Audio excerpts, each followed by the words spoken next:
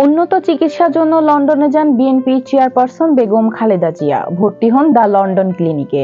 সেখানে 17 দিনের চিকিৎসা শেষে ছেলে তারেক রহমানের বাসায় এখন আছেন। সেখান থেকে অন্যান্য চিকিৎসা নিচ্ছেন।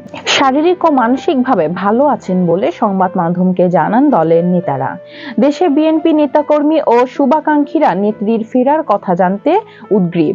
এ নিয়ে খালেদা জিয়ার চিকিৎসায় গঠিত মেডিকেল বোর্ডের এক সদস্য লন্ডন থেকে শুক্রবার রাতে দেশে গণমাধ্যমের সঙ্গে কথা বলেন ম্যাডামের মূল চিকিৎসা শেষ বলা যায়, এখন ফলো আপ করতে হবে।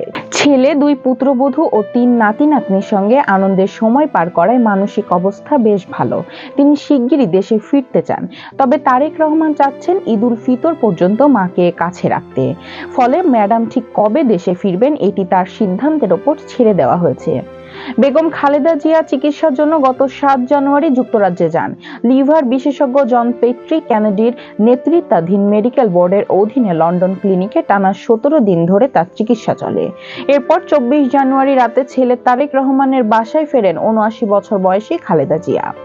দুদিন আগে বিএনপির স্থায়ী কমিটির সদস্য ও খালেদা জিয়ার ব্যক্তিগত চিকিৎসক ডাক্তার AZM জাহিদ হোসেন লন্ডনে সাংবাদিকদের জানান, খালেদা জিয়া দেশে ফেরার জন্য অত্যন্ত উদ্গ্রীব। তিনি বলছেন, চলো দ্রুত বাংলাদেশে ফিরে যাই, দেশেই তার জন্য ভালো। জাহিদ হোসেন বলেন, খালেদা জিয়া দীর্ঘদিন স্বৈরাচারের ষড়যন্ত্রমূলক মিথ্যাচার মামলায় কারারুদ্ধ ছিলেন। তার বেশ কিছু পরীক্ষা লন্ডন ক্লিনিকে করেছে, যা করতে পারেননি।